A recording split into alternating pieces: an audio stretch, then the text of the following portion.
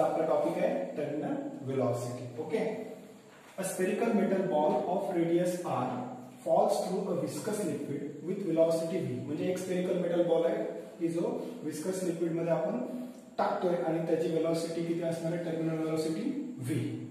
Another metal ball of the same material, म्हणजे same मटेरियलचा आपण दुसरा बॉल बनवला की ज्याची रेडियस किती आहे r/3 आणि तो पुन्हा त्याच लिक्विड मध्ये जर टाकला तर त्याची टर्मिनल वेलोसिटी ह्यापैकी कोणती असेल. ओके, तर आपल्याला माहिती आहे टर्मिनल वेलोसिटीचा फॉर्म्युला काय आहे, तर v = 2/9 r²g इन ब्रॅकेट ρ - σ/η.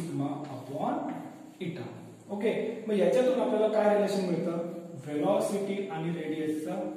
आता बाकी सगळ्या गोष्टी कॉन्स्टंट आहेत, तर आपलं रिलेशन काय मिळतं, v is directly proportional to r².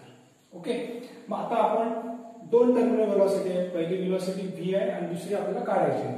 तर आपण काय करूया, फर्स्ट v1 आणि दुसरी v2 मानूया. तर त्याचं इक्वेशन काय मिळेल, r12/r22.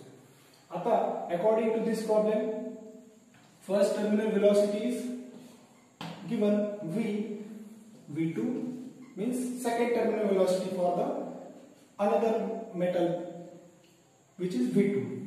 ओके, देन आपण काय करूया, r1 किती दिले आपल्याला, r² आणि r2 आपल्याला दिले r/3.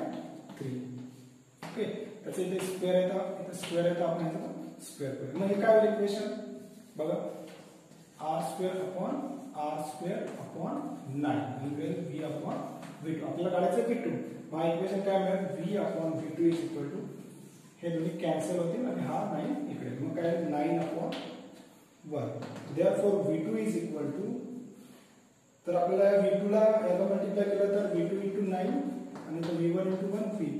Therefore v2 is equal to काय, हा 9 कडे मल्टिप्लाय केलं ना, divided means v/9. See the option D is the correct option.